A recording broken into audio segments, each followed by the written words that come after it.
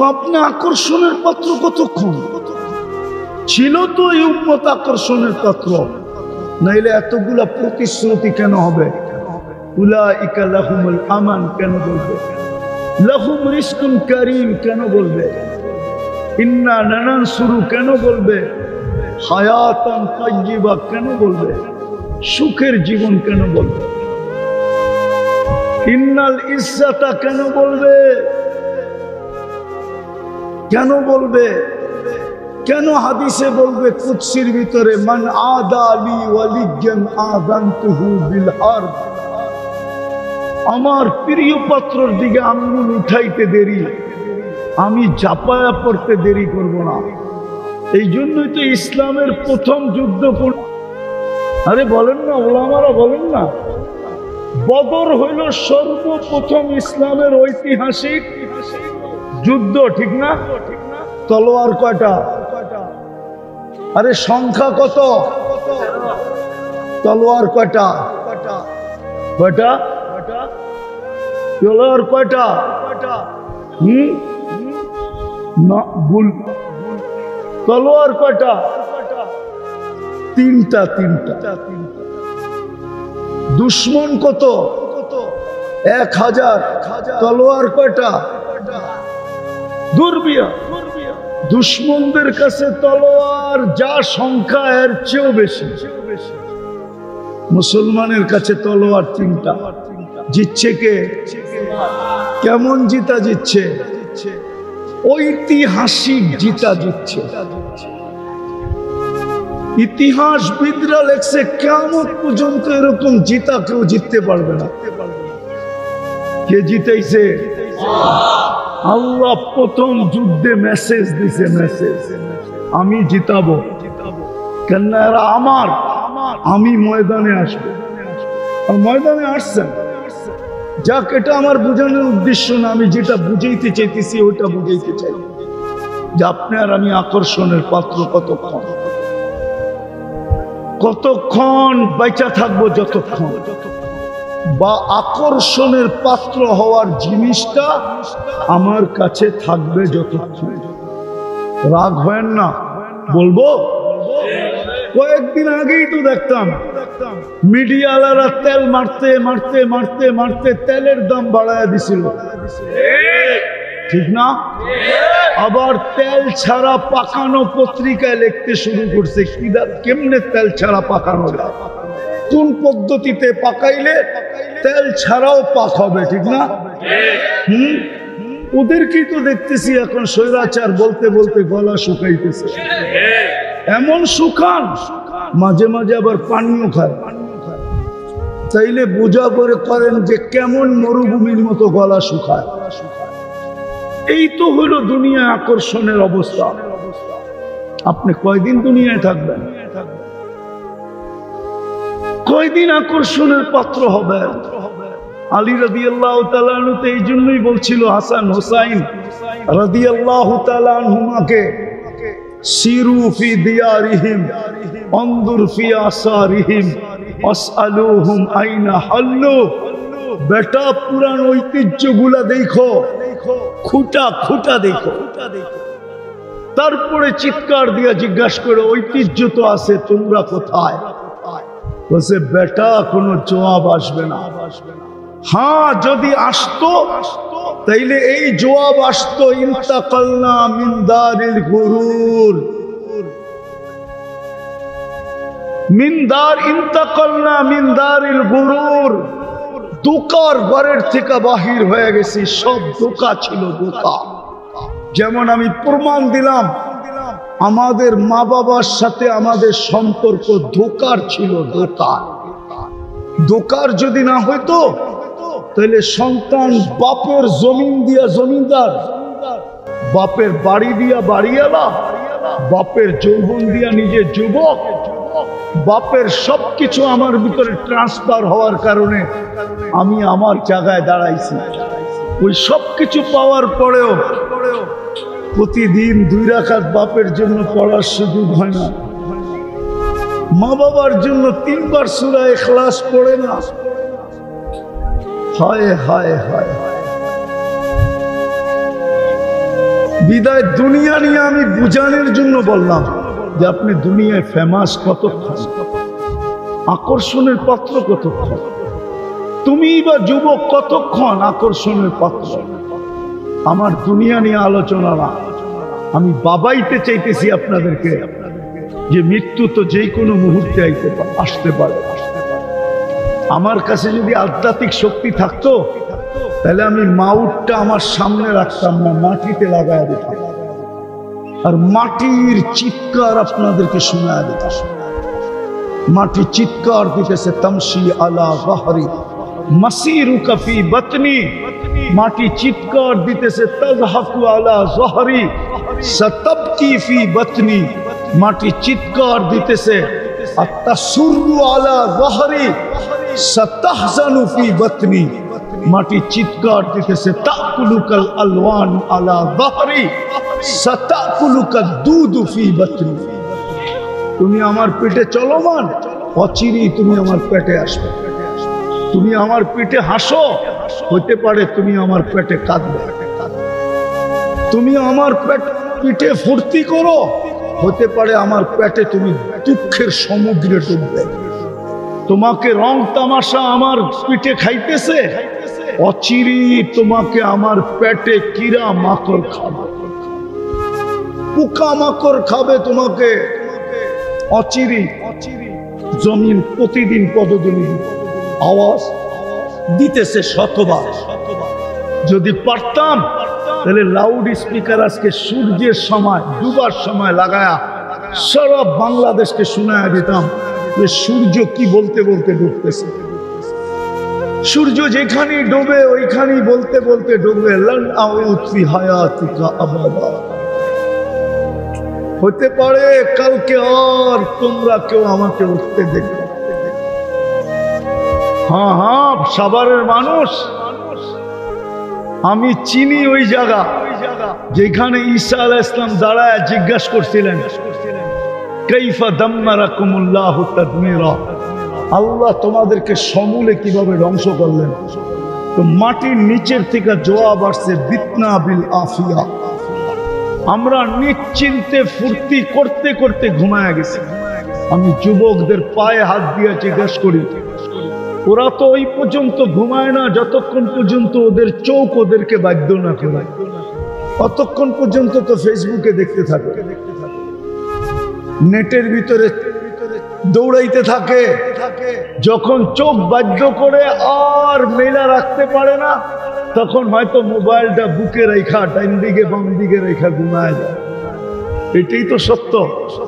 হ্যাঁ, আমরা সারা রাত্র ঘুরি, প্রোগ্রামতে ফিরতে হয়, রাত্র 1টা-1:30টার সময় দেখি সাদা দাড়ি পাকালা, দাড়ি পাইকা গেছে, ওই 1:30টার সময় 4 দোকানে টেলিভিশন দেখতেছে নাই। হ্যাঁ, মাঝে মাঝে তো মনে চায় গাড়িটা থামায়া ওনাকে ধরে জড়ায় একটু কাঁদু, যে এই বয়সে টেলিভিশন, এই 1:30টার সময়, অথচ আল্লাহ তো এখনই ডাকতেছে। 11:30টার কাছাকাছি রাজের 3 ভাগের 1 ভাগ অতিবাহিত হয়ে গেছে। আজকে 4:35-এ ফজর শুরু হবে, রাতের 3 ভাগের 1 ভাগ অতিবাহিত হয়ে গেছে।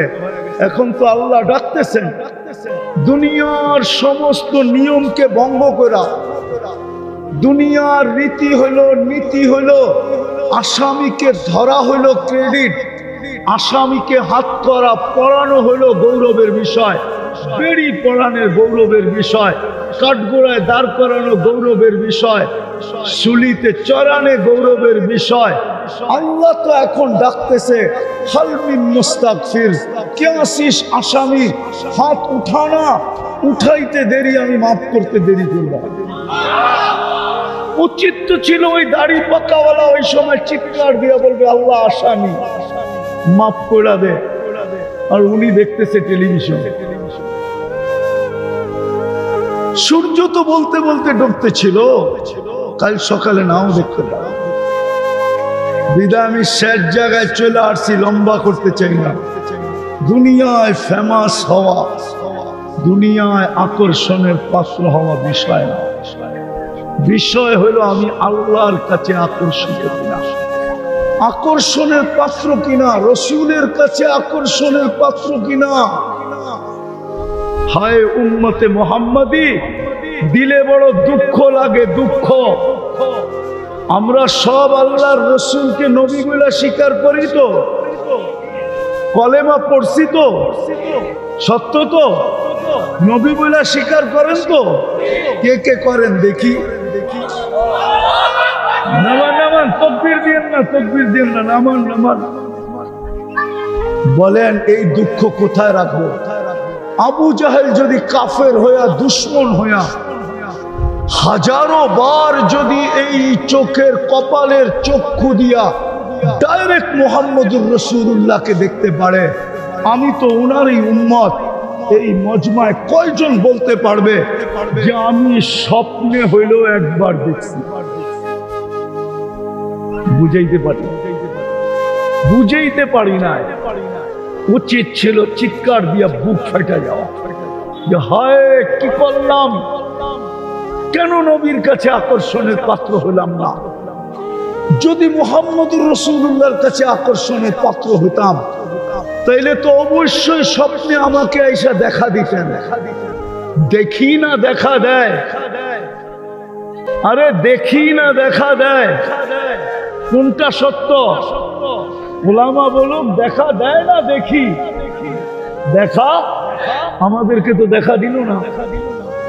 কয়জনকে দিল? আর রব্বে কাবার কসম, যাকে একবার দেখা দিছে ওর ভাগ্য খুলে গেছে, চিরজীবনের জন্য গেট খুলে গেছে, আর কোনোদিন কেউ বন্ধ করতে পারবে না। অথচ আবু জাহেল দেখলো, কোত্তা দেখলো, সাইবা দেখলো, আর আমি কলেমা পড়েও দেখলাম না। এই দুঃখ কি দিলে লাগে না?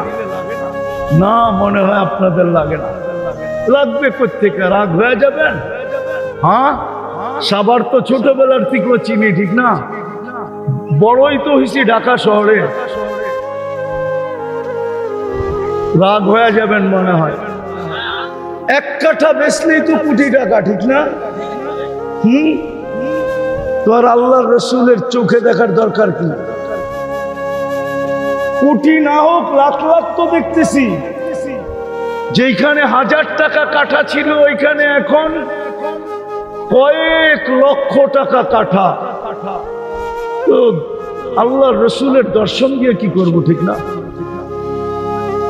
না না না না, আবারও বলতেছি, কয়দিন? তো যেটা বুঝাইতেছিলাম, একটু চিন্তা করেন যে আমি আল্লাহর কাছে আকর্ষিত কিনা, আকর্ষণের পাত্র কিনা, রসুলের কাছে আকর্ষণের পাত্র কিনা।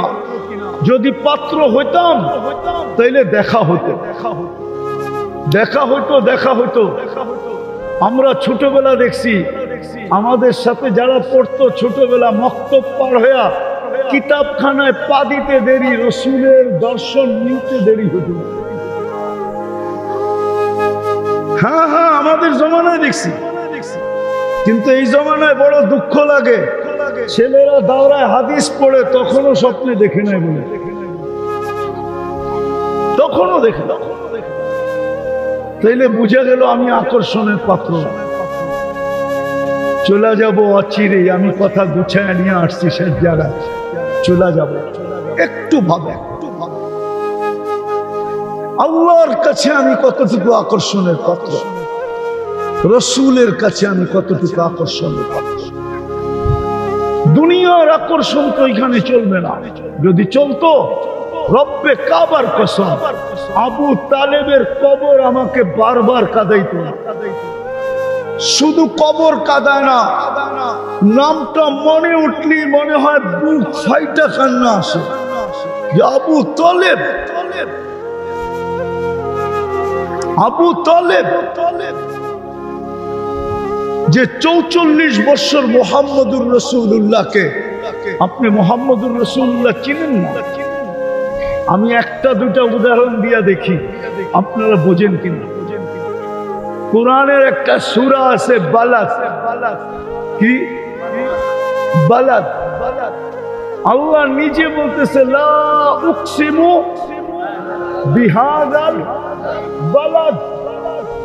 আল্লাহ বলতেছে শুনো কান খুইরা, আমি মক্কার কসম খাইতে রাজি না।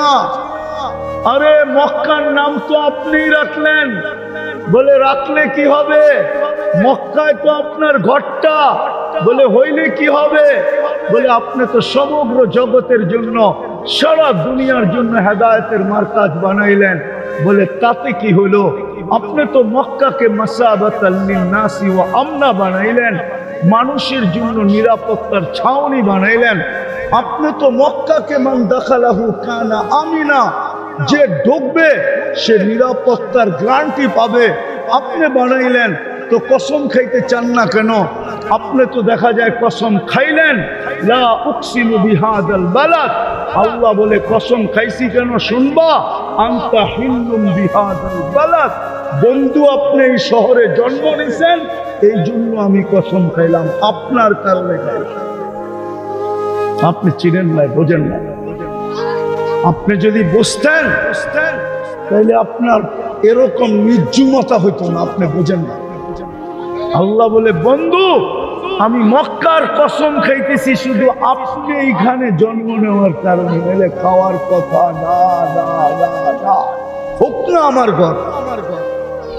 ওই মুহাম্মদুর রাসূলুল্লাহ সাল্লাল্লাহু আলাইহি ওয়াসাল্লাম।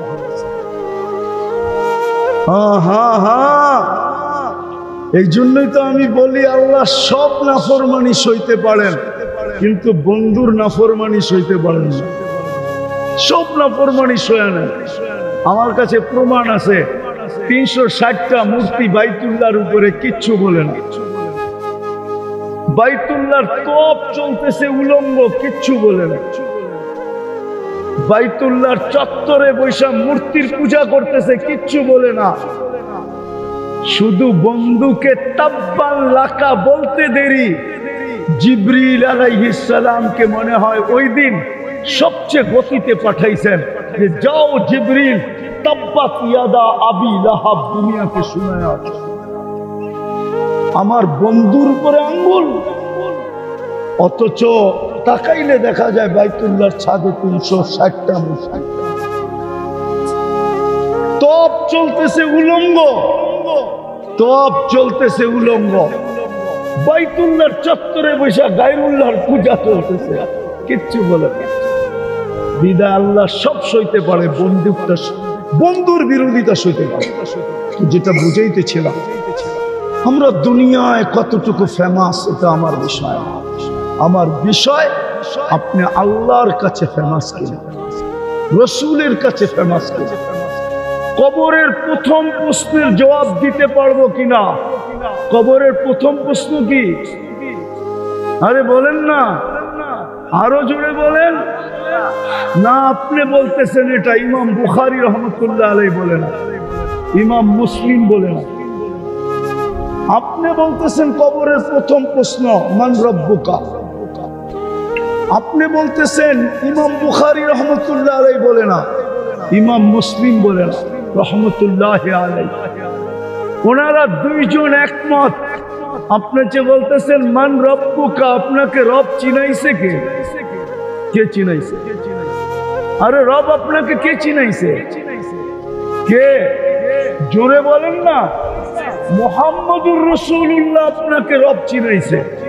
এই জন্য ইমাম বুখারী বলে, ইমাম মুসলিম বলে, বুখারী শরীফে আছে কবরের প্রথম প্রশ্ন হলো মা কুনতা তাকুলু ফি হাদার রাজুলি মুহাম্মাদিন। আগে প্রমাণ করো আমার বন্ধুর রঙে তুমি কতটুকু রঙিন। আমার বন্ধুর রঙে তুমি কতটুকু রঙিন, সাজে কতটুকু তুমি সাজুগুজু। আমার বন্ধুর মতো তোমার চেহারা কতটুকু, আমার বন্ধুর পোশাকে তুমি কতটুকু সজ্জিত, আমার বন্ধুর মতো তুমি চুল কাটো কিনা, আমার বন্ধুর স্টাইলে তুমি খাও কিনা, আমার বন্ধুর আদর্শে তুমি হাঁটো কিনা, আমার বন্ধুর আদর্শে তুমি ঘুমাও কিনা। প্রথম প্রশ্ন এটাই হবে।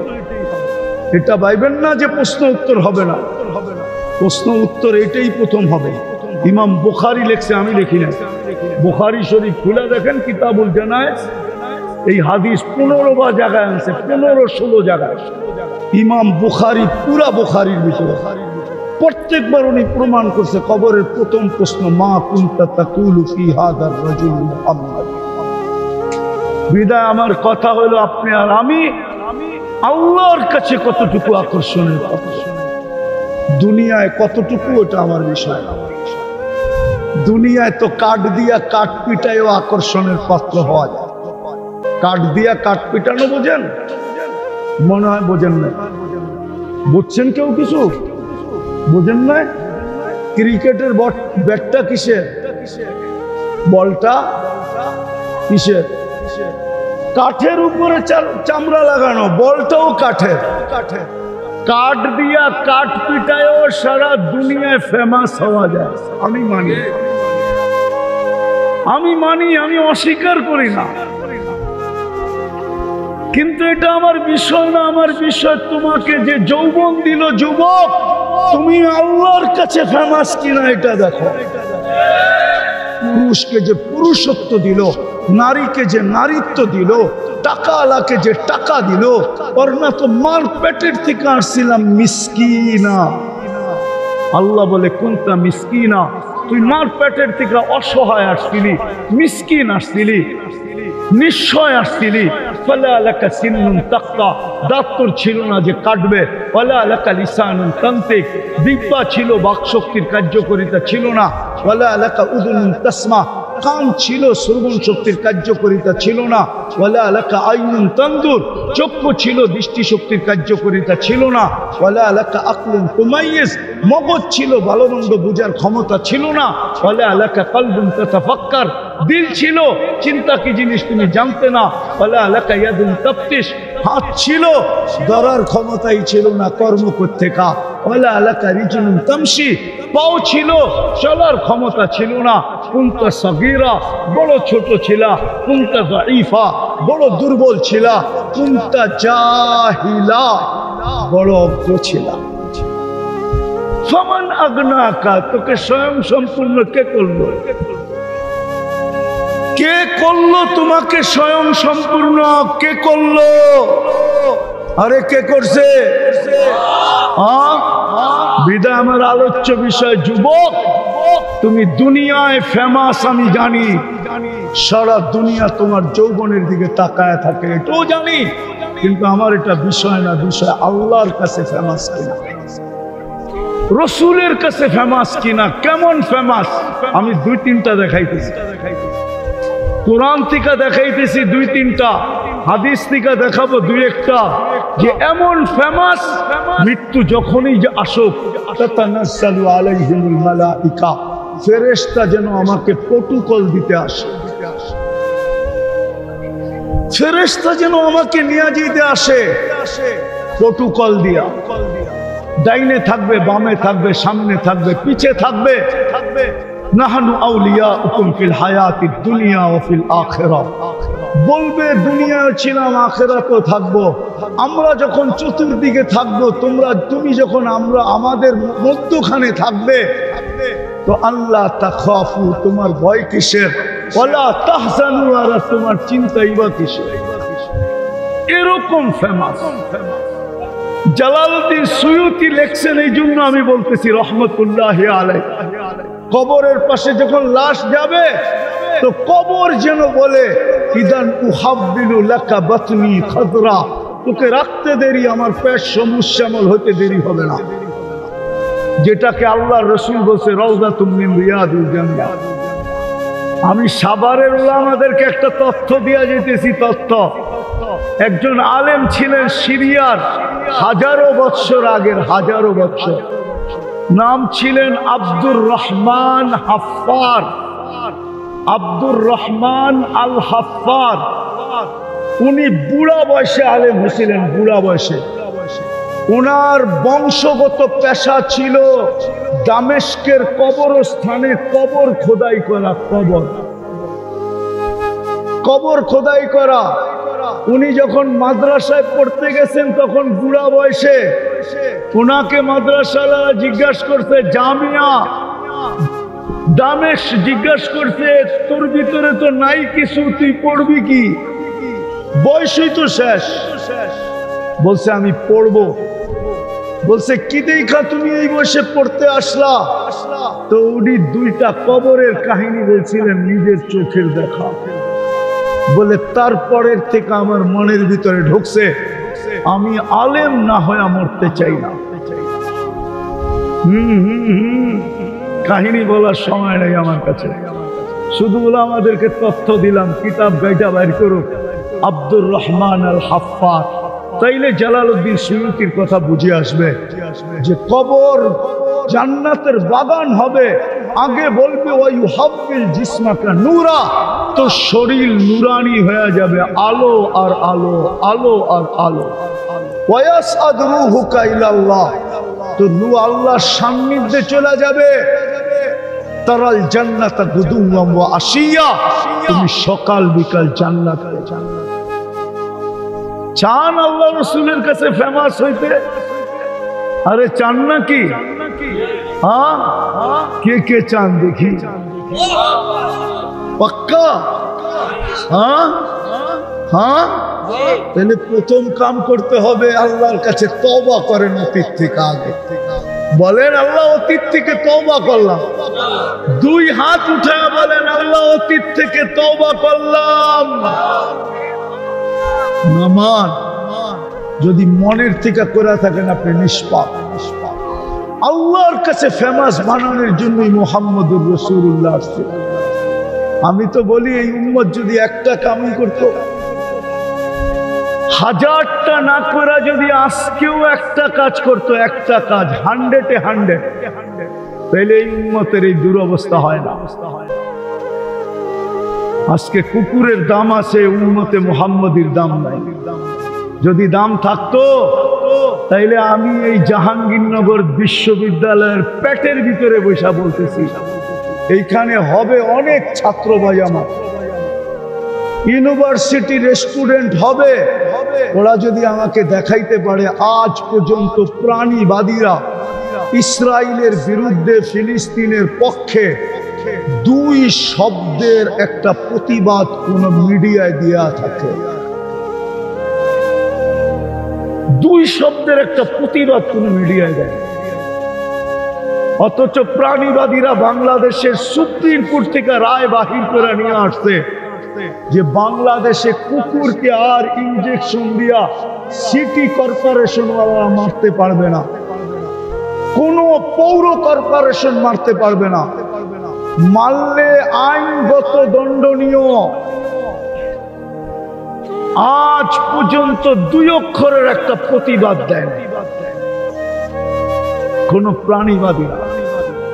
আপনি দেখাইতে পারবেন না, আমার ইউনিভার্সিটির ছাত্ররা দেখাইতে পারবে না। কেন আপনি এত নিকৃষ্ট? আর হবেন না তো হবেন না কেন? একটা কাজ যদি করতো। আচ্ছা বলেন তো, সারাদিন আমরা কাঠটা ভোগ করি, কাঠটা, হ্যাঁ কাঠটা, সবাই তো আল্লাহ বলতে চায় না। কার জিনিস ভোগ করি 24 ঘন্টা? আল্লাহ বললে 40 নাকি বলবে, 40 নাকি? হ্যাঁ হ্যাঁ, কেননা আল্লাহ বলার 40 নেকির ওজন সমগ্র সৃষ্টিও যদি কয়েক। মুহাম্মদুর রাসূলুল্লাহ সাল্লাল্লাহু আলাইহি ওয়াসাল্লামের উম্মত। আমাদের মাথায় কিন্তু একটা মুকুট আছে, মুকুট। যদিও আপনি হাত দিলে অনুভব করবেন না, কিন্তু একটা মুকুট আমাদের মাথায় লাগানো আছে। আল্লাহ প্রদত্ত মুকুট, কোন মানুষ দেন না। সেটা হলো কুনতুম খায়রা উম্মাহ, আমরা সর্বশ্রেষ্ঠ উম্মত। 1.25 লক্ষ উম্মতের ভিতর থেকে আমাদের চেয়ে আমাদের চেয়ে উন্নত, দামি, আল্লাহর কাছে প্রিয়, আল্লাহর কাছে প্রিয়, প্রিয় পাত্র, ইয়ারি, দুস্তি, বন্ধুত্ব, ভালোবাসা, স্নেহ, মায়া, মমতা পূর্ণ কোন উম্মত এই জমিনে আসে। যে আমাদের চেয়ে বেশি।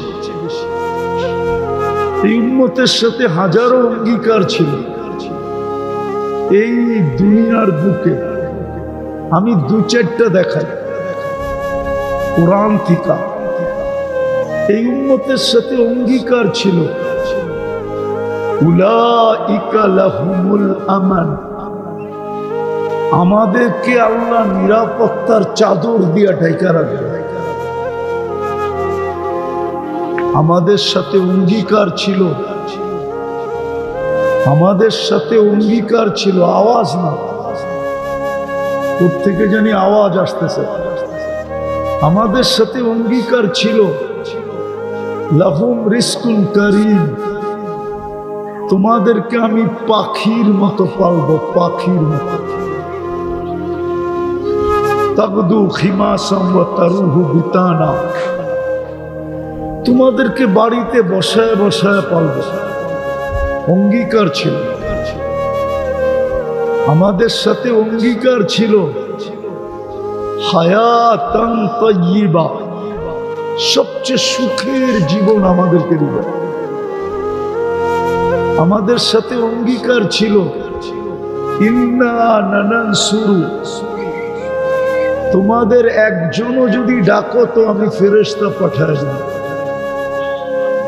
আর আমি প্রমাণ দিতেছি, প্রমাণ হায়াতুস সাহাবায় প্রমাণ আছে। এক সাহাবীকে ডাকাতে ধরলেন আর বলল যে আমি তোমার মাল নিব, কয় নিয়ে নাও। তোমাকে হত্যা করব, কয় করো, কিন্তু তোমার কাছে অনুরোধ আমারে 2 রাকাত নামাজ পড়তে দাও। দ্বিতীয় সেজদায় যায় সে যখন চিৎকার দিল, এতটুক জুড়ে চিৎকার দিল যে ডাকাত না শোনে, শুধু চিৎকারটা ভিতর থেকে ফায়রা বাহির হয়।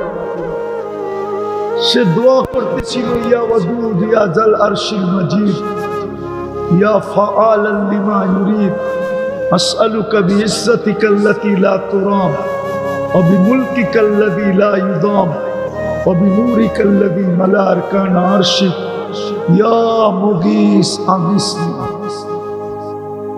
প্রথম চিৎকার দিতে দেরি, চতুর্থ আকাশ থেকে ফেরেশতা নির্বাচিত হইতে দেরি হয়। দ্বিতীয় চিৎকার দিতে দেরি,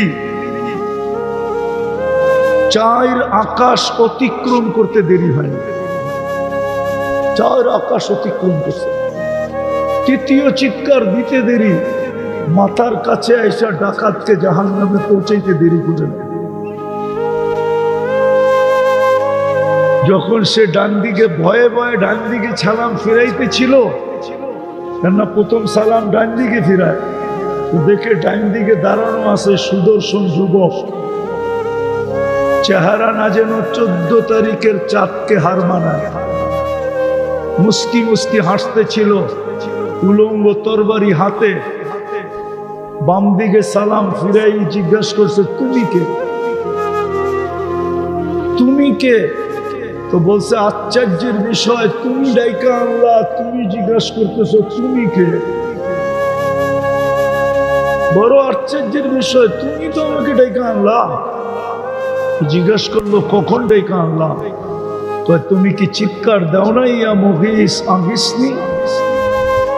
তোমার প্রথম চিৎকারে আমি 4th আকাশ থেকে নির্বাচিত হয়েছি, দ্বিতীয় চিৎকারে আমি 4 আকাশ অতিক্রম করছি, তৃতীয় চিৎকারে তোমার মাথার কাছে চলে আসছে, দুশ্মনকে জাহান্নামে পৌঁছায় দিছে। বলছে আমার বিশেষত্ব? বলছে না, তোমার মতো নামাজ কিয়ামতের সকাল পর্যন্ত যে উপহার দিবে ওর জন্য আমি জীবিত থাকব। যেখানে একজনের জন্য আকাশ থেকে সাহায্য আসতো, আজকে 60 লক্ষ ফিলিস্তিনি। একটু পরেই 2 বছর হইতে চলবে, এখন ঘড়ির কাটা 11টা বাজে, 12টা 1 মিনিটে 2 বছর হবে যুদ্ধের। ভালো মতে বুঝি, কিন্তু কাজে দিবে,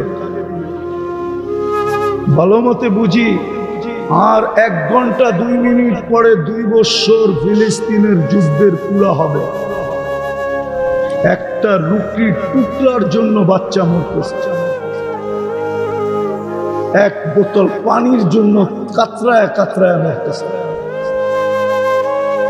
60 লক্ষ ফিলিস্তিনি, বাদ দিলাম অর্ধেক পশ্চিমতীর, বাদ দিলাম গাজায় তো 30 লক্ষ।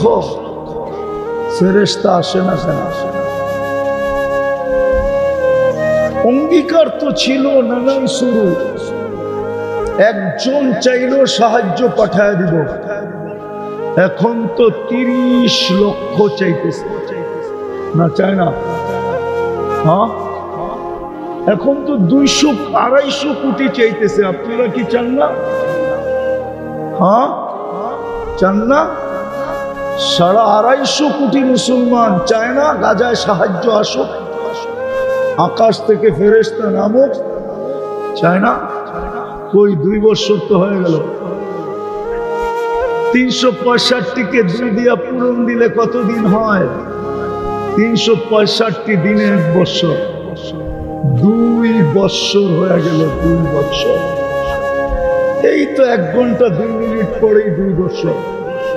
1 ঘন্টা 2 মিনিট পরে 7 তারিখ শুরু হবে, আজকে 6 তারিখ শেষ। অক্টোবরের 7 তারিখে 2 বছর পুরা হবে ফিলিস্তিনের যুদ্ধ। বুঝাইতে চাইতেছিলাম বড় মনোযোগ, কেননা বেশি দিন থাকবো না এখানে, বেশি দিন থাকার সুযোগ নাই। কথা শুরু হয়েছিল ওইখান থেকে যে আল্লাহর হুকুম যত মানব তত দামি হবে, আর আল্লাহর হুকুম মানব না তো যতই দামি হওয়ার চেষ্টা করি। কোরআন এই উম্মতকে বুঝাইছিল, কিন্তু এই উম্মত বোঝে নাই। কোরআন বড় সুস্পষ্ট বুঝাইছিল যে ওয়ালান তারদা আনকাল ইহুদ ওয়ালান নাসারা হাত্তা তাত্তাবিয়া মিল্লাতাহুম। আল্লাহ ঘোষণা দিয়েছিলেন উম্মতে মুহাম্মাদি, আমি তোমাদেরকে নিজের হাতে বাছাই করে উম্মতে মুহাম্মাদি নির্বাচিত করছি। কান খোলা শুনে নাও। আমি আপনাদেরটা জানি না, আমার ধারণা হলো আমাকে যখন আল্লাহ হাজারো না লক্ষ না কোটি মানুষের ভিতর থেকে যখন আমি আল্লাহর কুদরতি চোখে আসছি, তখন মনে হয় আমাকে উঠায়া বলছে তোকে উম্মতে মুহাম্মাদি বানাইলাম। এরকম বাছাই করছে। কোরআন বলে হুয়াজতাবাকুম, আল্লাহ বলে তোমরা আমার কুদরতি হাতে বাছাই করে। ওই উম্মতকে আল্লাহ বলতেছেন লান তারদা। আমি যুবকদেরকে বলতে চাইতেছি, যুবক ভালো মতে শুনো, কাজে দিবে। যতই তুমি রঙিন হও না কেন অন্যের সাজে,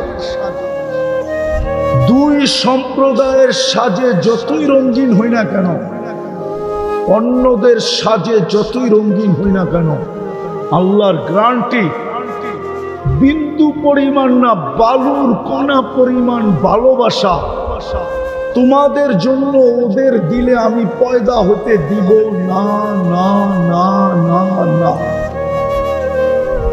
আমার সমাজ যতই ওদের রঙে রঙিন হোক না কেন, আমার কথা ভালো মতে নোট করেন, যাকে আল্লাহ সদ ইচ্ছায় মুহাম্মদুর রাসূলুল্লাহ সাল্লাল্লাহু আলাইহি ওয়াসাল্লামের উম্মত বানাইছেন আর শ্রেষ্ঠত্বের মুকুটটা মাথায় পড়াইছেন, ও যতই অন্যদের রঙে রঙিন হোক,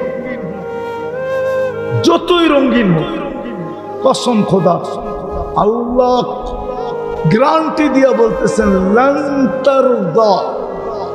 আপনি লান বুঝবেন না, লান উলামারা বোঝে। কোন দিন তোমাদের জন্য বিন্দু পরিমাণ ভালোবাসা আমি হতে দিব না। তাইলে যুবক, ওদের স্টাইলে চুল কেটে লাভ কি? ওদের সাজে সজ্জিত হয়ে লাভটা কি? দুনিয়াই শেষ। কয়দিন এখানে এইখানে ফেমাস হইলে আপনি কয়দিন ফেমাস হবেন আমাকে বলেন?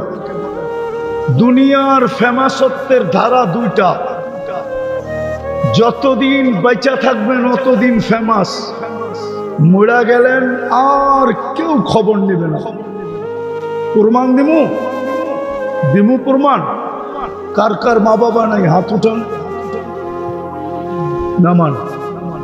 একজন হবে কিনা জানি না, ডেলি মা বাবার জন্য 2 রাকাত নফল করে। একজনও এখানে আছে কিনা আমি জানি না, যাদের বাবা নাই মা নাই। তাইলে মা বাবাই যখন আপনার কাছে আকর্ষণের পাত্র এখন রইল না, তো আপনি মরার পরে কার কাছে আকর্ষণের পাত্র থাকবেন? 2 রাকাত তো পড়ি না।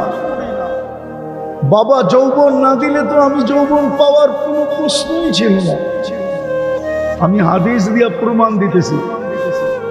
সাহাবী রাসূল ছেলে আয়েশা অভিযোগ করছে আল্লাহ রসুলের কাছে, ছেলেও সাহাবী, ইয়া রাসূলুল্লাহ 2 হাতে কামাই, বাবা 2 হাতে খরচ করে, আমাকে একটু জিজ্ঞাসাও করে না, বাবাকে ডাইকা যদি একটু শাসায়া দিতেন।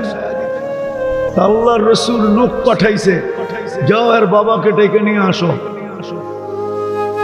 আরেকজন সাহাবীকে পাঠাইছেন, যা বলছে আল্লাহর রসুল ডাকে, বলছে অবেলা, বলছে তা বলতে পারবো না। বলছে আল্লাহর রসুলের কাছে কি আছে? তোমার ছেলেকে বসা দেখছি। বাজ বাপের মন গায়া ফেলছে। যে কোনো অভিযোগ হবে, নাইলে অবেলা কেন লাগবে? তো বাপ মনে মনে কবিতা পড়তে পড়তে যাইতেছিল, মনে মনে, না জিহ্বা হেলাইতেছিল না ঠোঁট নড়তেছিল। জিবরিল আলাইহিস সালাম আয়েশা বলছে আসতেছে আসামি, সালাম দিবে, জবাবটা দিয়া কবিতাগুলা শুনে নিবেন। ওই কবিতাগুলা কিতাবে আছে, ওলামারা ইচ্ছা করলে পড়তে পারে। ওই কবিতা লম্বা কিতাবে আছে, খুঁজলে পাবেন আপনি। তো যেটা বলতেছিলাম, তো সালাম দেওয়ার পরে আল্লাহ রসুল জবাব দিয়া বলছে কবিতা শোনাও। বলছে আমি তো মনে মনে আবৃত্তি করতেছিলাম। মান আম্বাকা, আপনাকে খবর দিল কে? আল্লাহ রসুল বলে নব্বানি আল আলিমুল খাবির, আল্লাহ জানায়া দিছে বল কবিতা। কিন্তু আল্লাহর রসুলও জানা ছিল যে এই কবিতা আমাকেও কাঁদাবে, কেননা উনি আব্বাকে দেখেন নাই। মনের ভিতরে বাপের জন্য একটা শূন্যতা ছিল। তো আমি 2-4টা শুনাইতেছি তর্জমা। সাহাবী বলতেছিল যে একা ছিলাম, ভাবতেছিলাম 2 জন হব, 2 জন হইলাম, তো 2 জন মিলেই ভাবতেছিলাম আমাদের কোল ধরবে। যেদিন তুমি জন্ম নিলে, তো 2 জনেই বুদ্ধি করলাম যে আর আমরা আমাদের জন্য বাঁচবো না, বাঁচবো তো সন্তানের জন্যই বাঁচবো। প্রত্যেক মা বাবা কিন্তু সন্তানের জন্যই বাঁচে, ঠিক না? জানি না এখানে কোনো অটোওয়ালা আছে কিনা। প্রত্যেক অটোওয়ালা ডেলি 2-4-50টা না 100টা গালি খায়া বাড়িতে ফিরে, ঠিক না? মনে হয় বুঝাইতে পারি না। আবার যদি যুবকদের হাতে পড়া যায়, তো ডেলি 2-4টা থাপ্পড় খায়ও বাড়িতে ফিরে, ঠিক না? সত্য তো। কিন্তু পরের দিন তো উচিত ছিল, আত্মমর্যাদা এটাই বলা উচিত ছিল, করা উচিত ছিল যে পরের দিন আর অটোতে হাত লাগবে না। কালকে 100 গালি খাইলাম, 3টা থাপ্পড় খাইলাম, আজকে কেন আবার অটো হাতে নিব? পরের দিন হাতে নেয় না? নেয় না। কেন নেয়? বউ বাচ্চা আছে এই জন্য নেয়। বউ বাচ্চা না থাকলে কোনোদিন হাতে নিত না। শ্রমে পেশার মানুষগুলা, হায় হায়, ওদেরও আত্মমর্যাদা আছে, যদিও আমার সমাজ বোঝে না।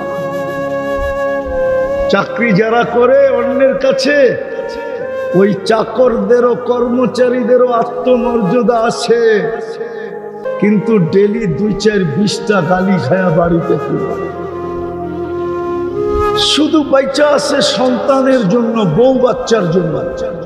সাহাবিয়ে রসুল বলে, আমরা ভাবতাম যে এখন বাঁচবো তো তোর জন্য বাঁচবো। আমি সংক্ষেপ করতেছি।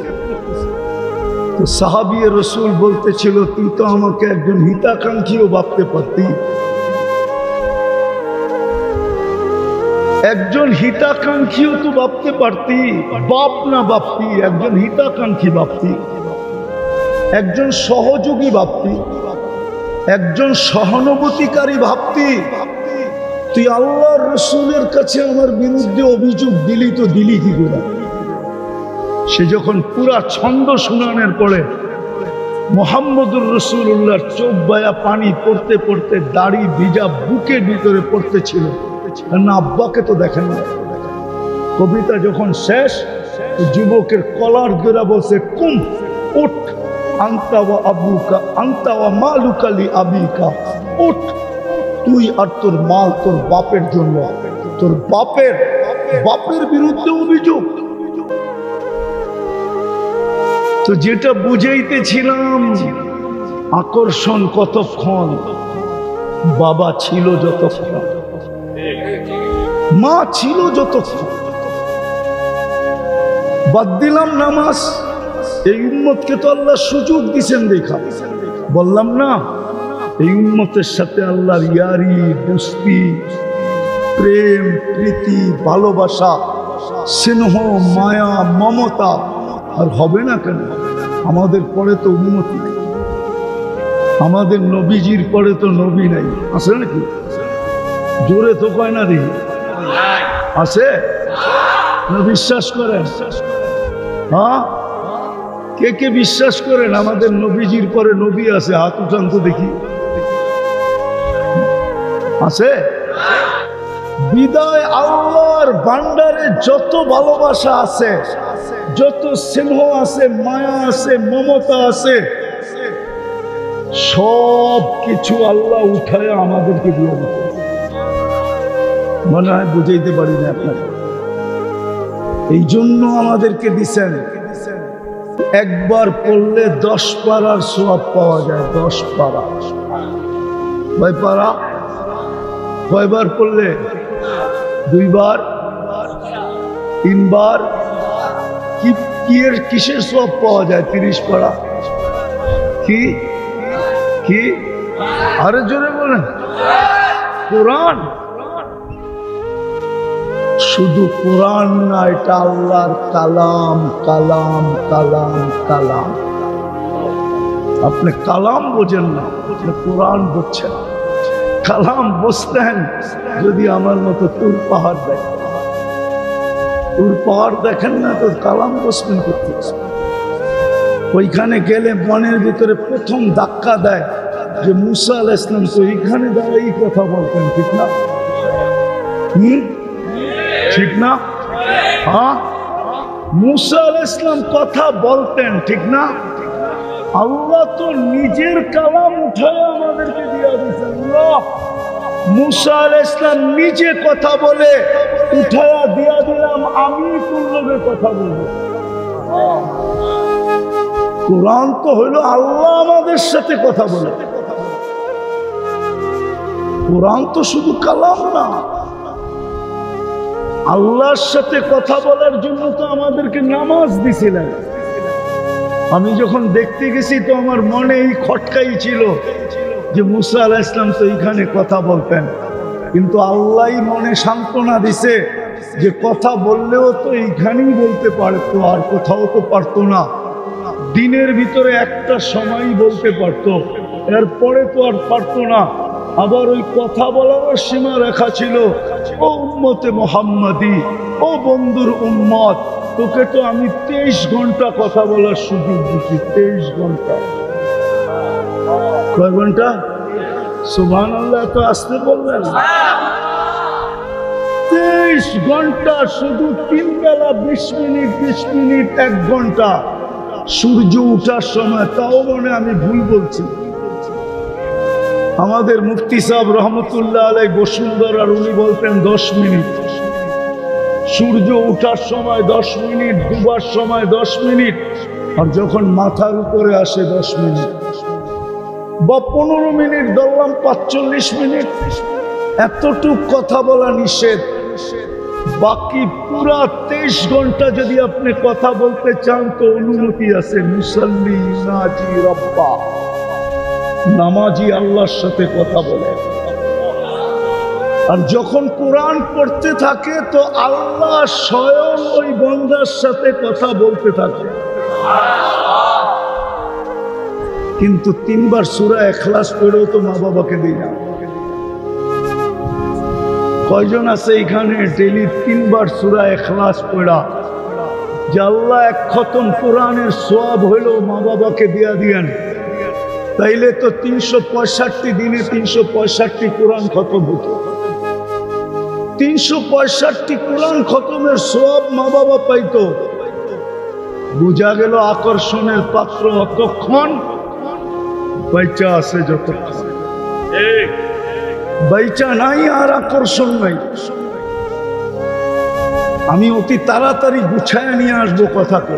দ্বিতীয়, যেই জিনিস দ্বারা আপনি আকর্ষিত ওইটা আপনার হাতে আছে যতক্ষণ আপনি আকর্ষণের পাত্র অতক্ষণ।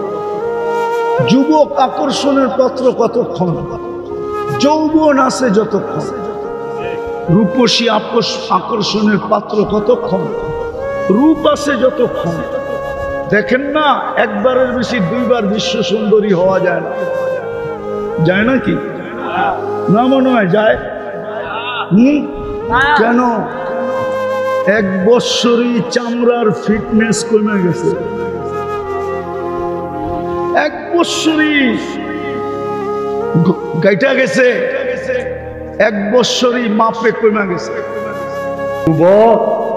যৌবনের তরঙ্গে চলতেছ, এমনি ভাবতেছ ভালো খাই ভালো পড়ি, বিজ্ঞানের যুগ বিদায় ভালো চলতেছি না। তরঙ্গ বুঝি তো তরঙ্গ, যৌবনের ঢেউয়ে যে আল্লাহ চালাইতেছে। ডেলি 36 বার কিডনিকে ডায়ালিসিস করে, ডেলি 550 লিটার অক্সিজেন নেই পিওর, ছাড়ি দূষিত, ওটাকে বিষ বানায় ছাড়ি।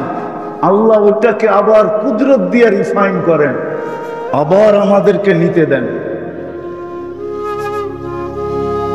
ন্যানো সেকেন্ডের ভিতরে একবার নেই একবার ছাড়ি, আধা সেকেন্ডের ভিতরে। শুধু জমিন বলেন আল্লাহ অনুমতি দেন না, সব আপনি দিলেন। ধনী কে বানাইলেন? আগনা। কোরআন বলে আগনা, তোমাকে ধনী আমি বানাইছি। গরিব কে বানাইছে? আল্লাহ। নারী কে বানাইছে? পুরুষ কে বানাইছে? সব আল্লাহর দেওয়া। 24 ঘন্টা ভোগ করি, তারপর আল্লাহ ডাকলে আসেন। প্রমাণ দিলাম আমি, শতকরা 80 জন মসজিদে আসেন। 20% হয়তো আসতে পারে। 80 জন মসজিদে আসেন, নামাজ পড়ে না, অথচ আল্লাহ ডাকে। বলেন, পদস্থ ব্যক্তি যদি ডেলি 5 বার ডাকতো আর আপনি বৃদ্ধ আঙ্গুল দেখাইতেন, তাহলে এতক্ষণে আপনার অস্তিত্ব কোথায় থাকতো? আরে বলেন না, সরকারি ডাকে যদি কেউ সাড়া না দিল, বৃদ্ধ আঙ্গুল দেখাইল, তাইলে কোথায় থাকে? আরে বলেন না, কোথায় থাকে? আল্লাহ তো কিছুই বলে না। আল্লাহ তো 24 ঘন্টা সুরক্ষিত করে। আল্লাহ বলে তোকে ইচ্ছা স্বাধীনতা দিছি, কিচ্ছু বলবো না। ইচ্ছা স্বাধীনতা যদি না দিতাম তাহলে জমিনকে হুকুম দিতাম, লাউ আমারতুল আরদা লাবতালাআত কাফি বাতনিহা। আল্লাহ বলেন আমি জমিনকে হুকুম দিতে দেরি, সেকেন্ড লাগবে না তোকে পেটে নিতে। সেকেন্ড, 1 সেকেন্ডের ভিতরে তোকে পেটে নিয়ে নিবে। লাউ আমারতুল বাহরা লাআগরাকাত কাফি কারিহা। সমুদ্রকে হুকুম দিতে দেরি, তোমাদেরকে তলদেশে নিতে দেরি করবে না। লাউ আমারতুল মালাইকা লা আহলাকাতকা, ফেরেশতাকে হুকুম দিতে দেরি তোমাদেরকে সাইজ করতে দেরি করবে না। এরকম ফেরেশতাদের ধ্বংস স্তূপ আমার এই দুই চোখে শত দেখা আছে, শত। আমি দুনিয়ার কম দেশ দেখি নাই, 99টা দেখা শেষ। কোন দেশ এরকমও আছে আমি 18 বার গেছি। কম দেশ দেখা, কম ধ্বংস স্তূপ আমার দেখা নাই, শত ধ্বংস স্তূপ আমার এই দুই চোখে দেখা আছে। ফেরেশতা ইয়াকুব, জামালা ইউসুফ, সবরা আইয়ুব, তাআতা ইউনুস, জিহাদা ইউশা, সৌতা দাউদ, হুব্বা দানিয়াল, ওয়াকারা ইলিয়াস, জুহুদা ঈসা, কুওয়াতা মূসা, হাইবাতা সুলাইমান ওয়া ইলমাল খিদির সাল্লাল্লাহু আলাইহি ওয়া আলা আলিহি ওয়া আসহাবিহি ওয়া আতবাইহি সালাতান ওয়া সালামান কাসীরান কাসীরা। আম্মা বা'দু ফাআউযু বিল্লাহি মিনাশ শাইতানির রাজীম। বিসমিল্লাহির রাহমানির রহিম। ইন্না আউলিয়া আল্লাহি লা খাউফুন আলাইহিম ولا هم يحزنون وقال جل جلاله كونوا مع الصادقين وقال رسول الله صلى الله عليه وسلم المرء مع من أحب أو كما قال عليه الصلاة والسلام। উক্ত মাহফিলের সম্মানিত সভাপতি, উপস্থিত উলামায়ে কেরাম, এলাকার বিভিন্ন জায়গা থেকে আগত মুসলমান ভাইয়েরা, যেই পর্যন্ত লাউড স্পিকারের আওয়াজ পৌঁছতেছে, যদি শোনার কোনো সুযোগ থাকে তো পর্দার অন্তরালে মা ও বোনেরা, কুরআন হাদিস থেকে যতটুকুই তিলাওয়াত করলাম আশা রাখি একই সামনে রেখে কিছু কথা রাখবো। সাথে সাথে সকলের কাছে দোয়ার দরখাস্ত, আল্লাহ আমাকে আপনাদেরকে সকল শ্রোতাকে যা শুনবো বা যা শুনলাম এর উপরে আমল করার তৌফিক দান করেন। ছোট একটা অনুরোধ থাকবে,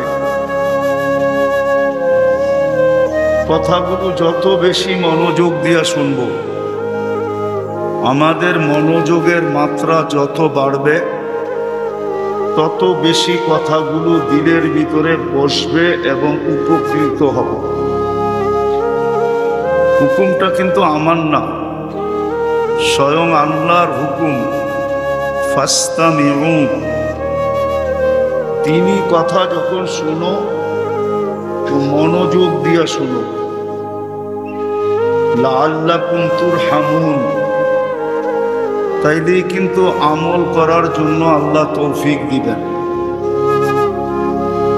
শুধু মনোযোগ দিলে চলবে না, সাথে সাথে আরেকটা হুকুমও আছে, আনসিতু, বিলকুল চুপচাপ, কোনো আওয়াজ যেন না হয়। তাইলে কিন্তু ওয়াজ হয়ে যাবে কিন্তু দিলের ভিতরে কাঁদবে না। আর দিনই কথা যখন দিলের ভিতরে না গাঁথে তো জীবনের ভিতরে পরিবর্তন আসে না।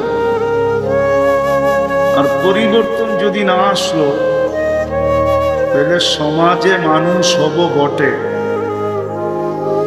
সরকারি খাতায় মানুষ হিসাবে লেখা থাকবে বটে, দুনিয়ায় আমাকে মানুষ বলবে বটে, কিন্তু যিনি আমাকে মানুষ হিসাবে অস্তিত্ব দিলেন, হতে পারে আমি ওনার কাছে মানুষ নাও হতে পারে। যদি মানুষ মানুষ হিসাবে জন্ম নিলেই মানুষ হইতো, তাহলে কিছু মানুষকে আল্লাহ কোরআনের আলোকে এই কথা বলতেন না, উলাইকা কাল আনআম, এরা মানুষ রূপে জন্ম নিছে তো বটে, কিন্তু একটা পর্বে আইসা আর মানুষ নয়। তাইলে কি আল্লাহ তো আল্লাহ বলতেছে এরা চতুষ্পদ প্রাণীর ন্যায়। অথবা আপনি বলতে পারেন জানোয়ার, অথচ জন্ম দিল, অস্তিত্ব দিল সৃষ্টির সেরা হিসাবে। ওয়ালাকাদ কাররামনা বনি আদম, মানুষ সৃষ্টির সেরা। শ্রেষ্ঠত্বের দিক দিয়ে মানুষের উপরে কেউ নাই, ফেরেশতা পর্যন্ত মানুষের নিচে।